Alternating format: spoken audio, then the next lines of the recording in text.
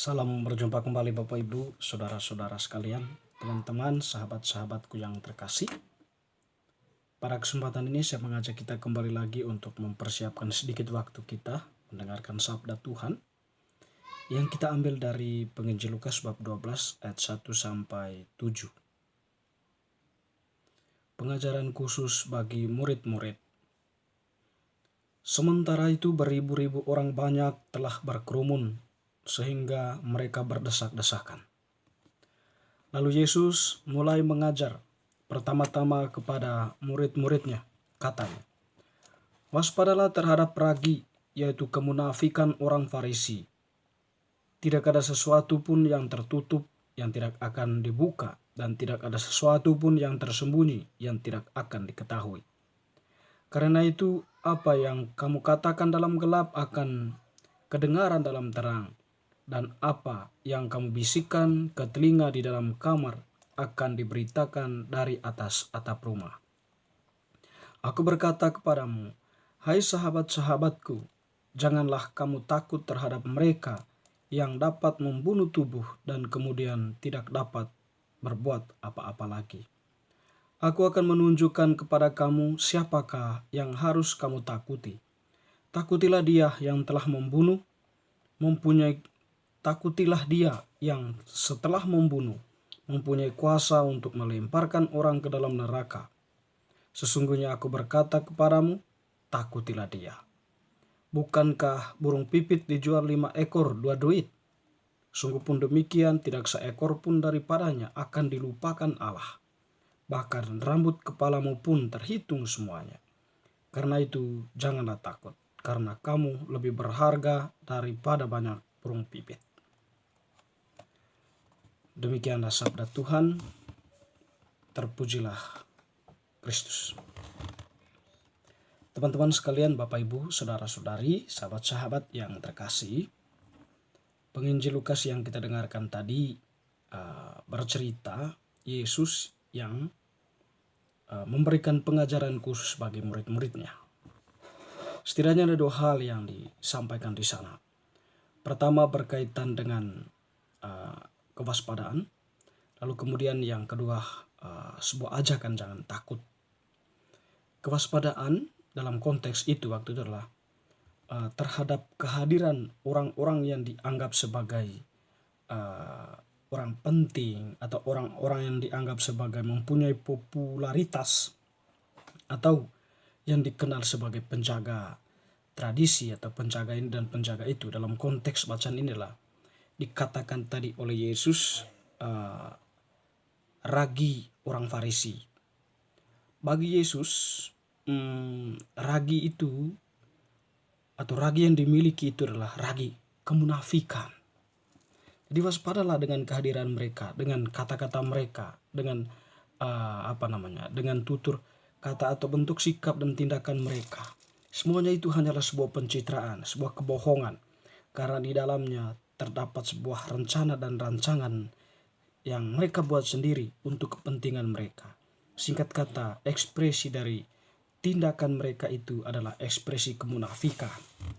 Karena itu bagi Yesus, waspadalah dengan mereka dan jangan mengikuti sepenuhnya apa yang mereka katakan, apa yang mereka lakukan, tetapi berpegang teguhlah pada apa yang menjadi norma-norma universal yang ada pada waktu itu.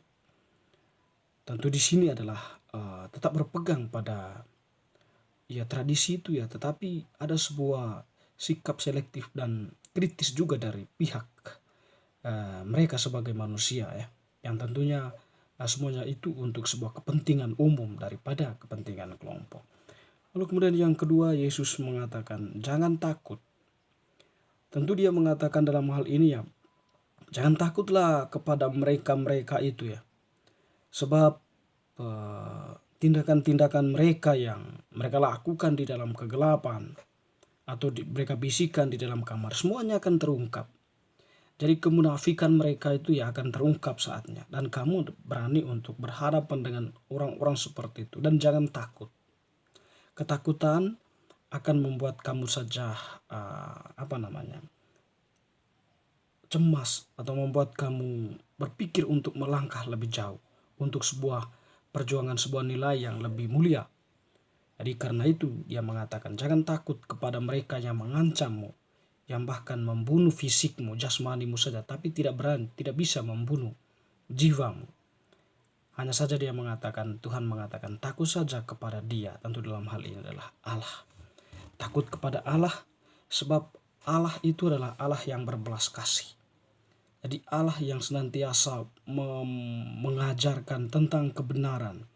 Allah yang senantiasa menghendaki keadilan, menghendaki kejujuran, menghendaki kepentingan-kepentingan universal, kepentingan-kepentingan umum daripada kepentingan kelompok, kepentingan pribadi yang merupakan hasil dari olahan atau rancangan pribadi yang berorientasi kepada kepentingan sendiri, kepentingan parsial, dengan mengorbankan fakta umum atau dengan mengorbankan publik atau masyarakat umum, masyarakat luas.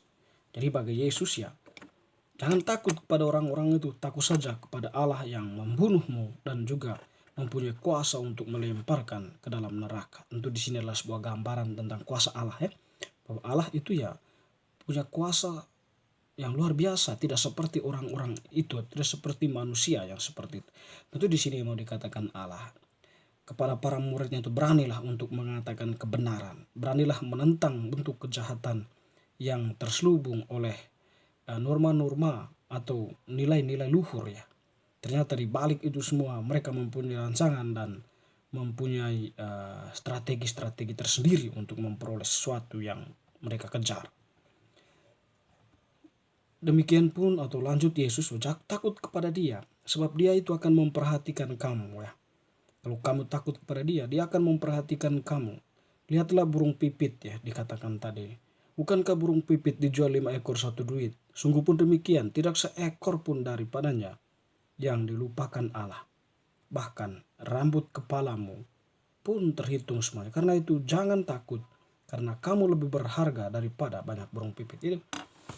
Jangan takut kepada manusia yang itu tadi, penuh dengan kemunafikan. Beranilah untuk menentang atau beranilah untuk mewartakan kebenaran di tengah situasi yang penuh dengan kemunafikan itu.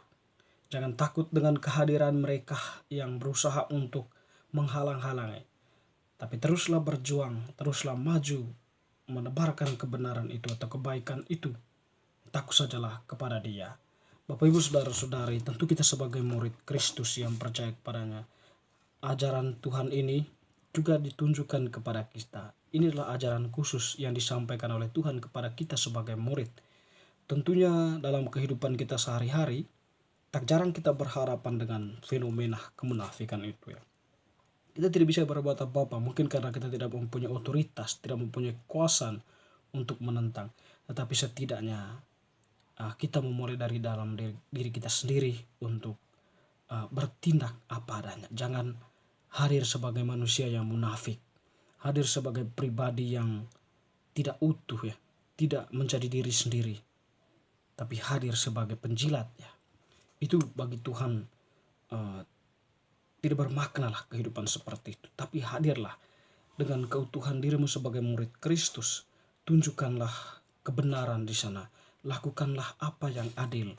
Lakukanlah atau praktekkanlah kejujuran dalam kehidupan.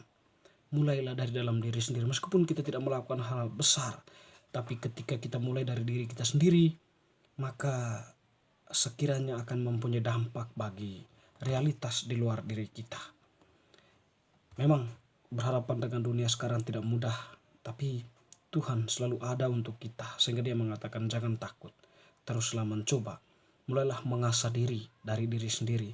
Barulah kalau kita mempunyai sesuatu yang untuk kita katakan, mempunyai kekuatan, tunjukkanlah kebenaran, tunjukkanlah kejujuran di sana. Tuhan menghendaki kita sebagai muridnya yang menjadi pribadi-pribadi yang jujur, bukan pribadi-pribadi yang munafik untuk sebuah kepentingan pribadi itu dan juga untuk kepentingan kelompok, dan mengorbankan apa yang menjadi yang lebih baik. Bapak Ibu Saudara-saudari, sekarang ya fenomena-fenomena mengejar kekuasaan melalui jalan politik maupun ya sebentar lagi kita akan berhadapan dengan pemilihan legislatif dan pilpres ya. Di situ kita perlu selektif dan perlu juga untuk merenung ya, kira-kira siapa pemimpin kita yang terbaik, yang menurut hati nurani kita dialah yang terbaik. Dan tentu jangan lupa berdoa untuk meminta petunjuk Tuhan agar nantinya pemimpin yang akan kita pilih itu merupakan pemimpin yang mencintai bangsa dan negara ini, bukan pemimpin yang mencintai atau memperkaya dirinya sendiri. Semoga, amin.